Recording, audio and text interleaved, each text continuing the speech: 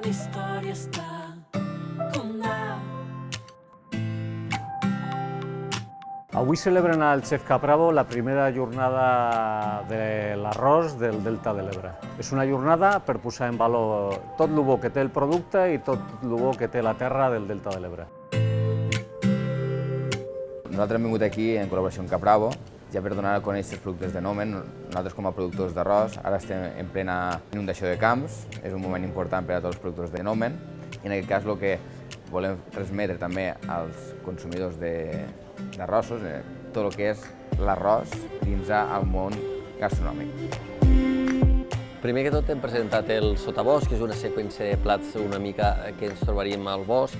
L'altre plat que hem posat és el galliner, que dins del galliner posen les diferents parts que hi trobem, des d'un colomí amb una salsa de cendra. El postre que hem preparat és un menjar blanc del Delta fet amb farina d'arròs. Li hem posat una galleta de canela, un merengue de llimona i una espuma de licor d'arròs del Delta.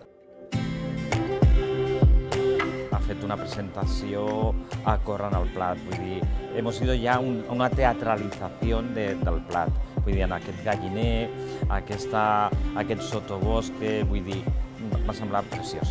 Trobo una iniciativa, però com he dit, molt interessant, molt bona per conèixer productes de proximitat.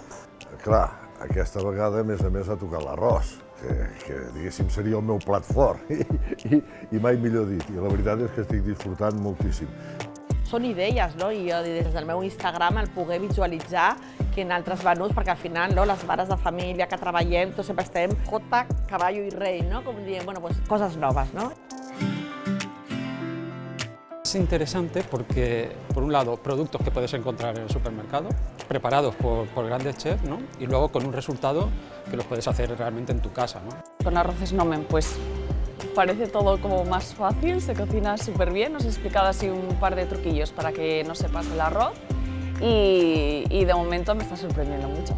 Jo crec que els productes de proximitat són el present ja i ja no el futur i que hi hem d'apostar-hi tots. Tothom està molt conscienciat, els cuiners ja fa molts anys que hi estem conscienciats d'això i està molt bé que cadenes com Capravo s'incorporin amb aquesta onada que ve, que crec que no pararà.